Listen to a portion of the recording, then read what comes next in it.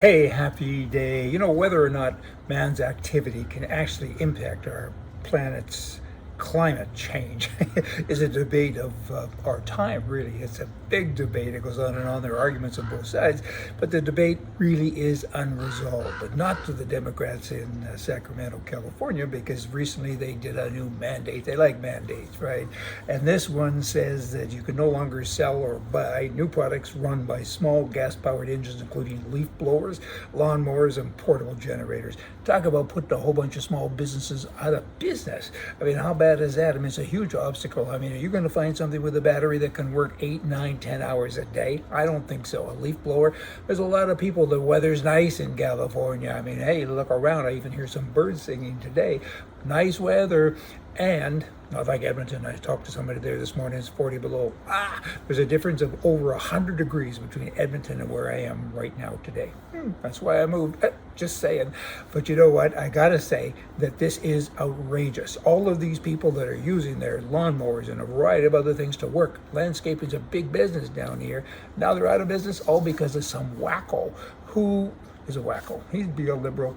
You know, they manipulate the masses. The greater problem, Democrats mostly, but politicians generally. They create a problem, they wait for a reaction, and then they offer a solution. But guess what?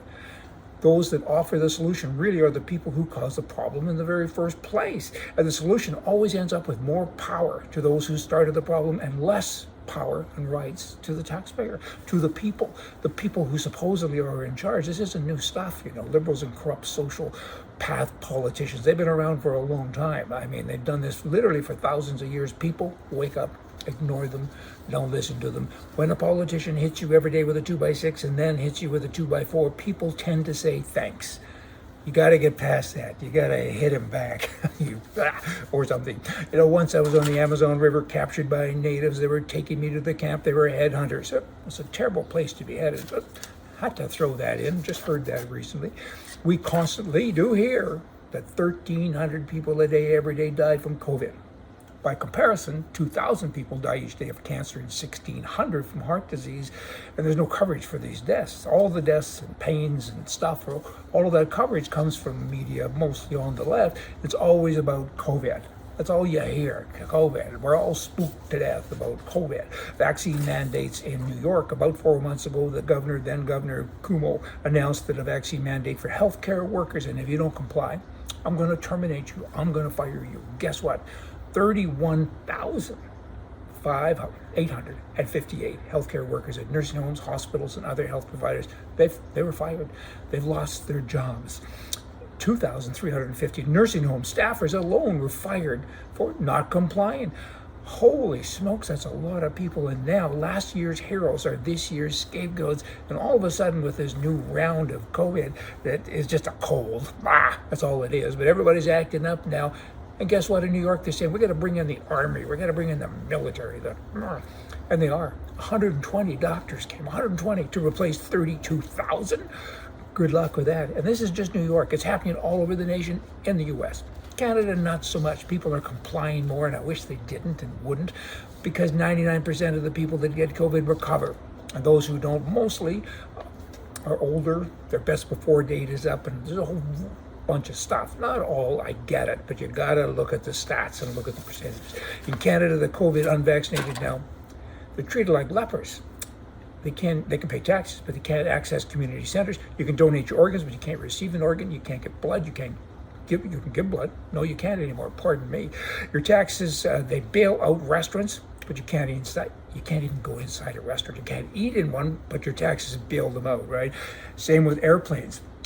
You bail them out, but you're not allowed to fly. I mean, all the transportation services are closed to all you unvaccinated scoundrels. That's what the government's calling you, and you're good people. You've helped, you pay taxes, you have a choice, it's your health. What's wrong with these people? I don't get it. In Atlanta, the CDC announced the results of an alarming new study. You can't make this stuff up. I gotta tell you, everyone who's ever been infected with COVID will die at some point in their life. Yes, everyone who gets COVID will die, said a spokesperson for the CDC.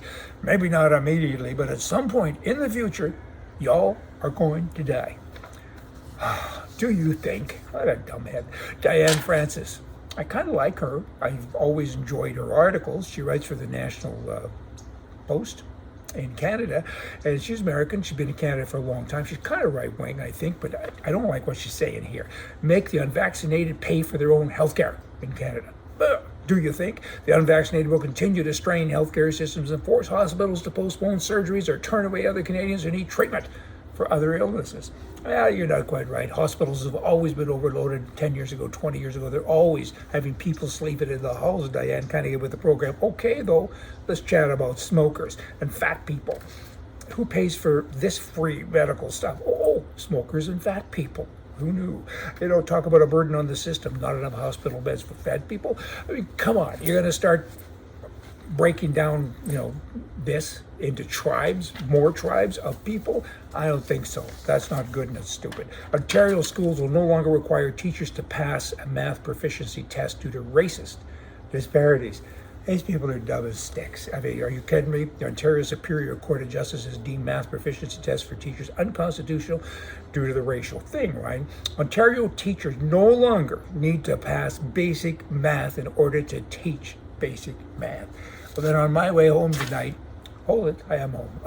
On my way somewhere tomorrow, maybe tonight, I'm going to stop at the hospital and maybe do a little brain surgery on somebody. I didn't pass the test, but I don't think it matters. If I was in Ontario, they'd probably let me in. How bad is all this stuff? Hey, you all come back. See ya.